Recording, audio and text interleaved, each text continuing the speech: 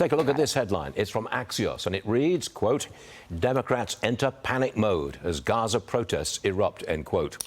Congressman Bryan Steil, Republican from Wisconsin, joins me now. If the Democrats are losing the youth vote, does that mean the Republicans are winning it? President Biden has a base issue with the Democratic Party, and so he's playing to the radical base of the youth vote.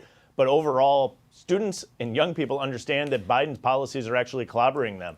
Students who don't feel safe going to campus are not going to support President Biden. His student loan bailout targets a very select group of students. Tell that to a student who's choosing to go and become a journeyman electrician in Kenosha, Wisconsin, why they should be paying off the student loans of a radical that's protesting on campus. They're going to come to the right.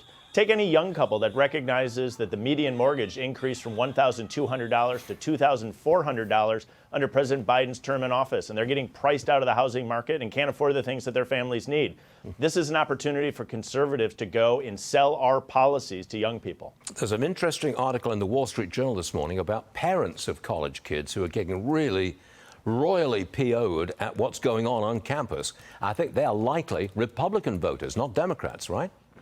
I think absolutely. Anytime you see leftists refuse to enforce the rule of law and reestablish public safety, that should make everyone upset.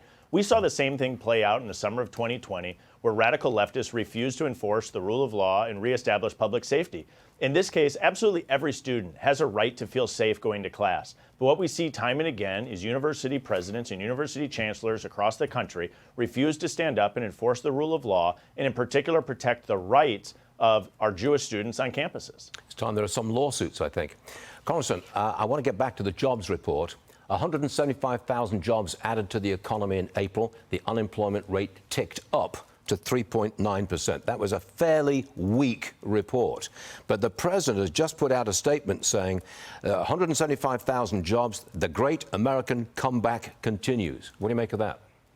Well, talk to anybody who's checking out at a grocery store, and I don't think that they will believe that the American great comeback is continuing. I think they'll be darn frustrated that Biden economics is punching them in the face every time they go to make a purchase. And so what we're seeing is a slight weakening of the labor market, something we absolutely have to keep our eye on. But what's far more concerning is that inflation remains stubborn and sticky. This is from an administration that told us it was transitory and temporary. It's been anything but. And families continue to be unable to afford the things that they need, and it's directly related to the Biden's economic policies. Congressman from the swing state of Wisconsin, thanks for joining us, sir. We appreciate it.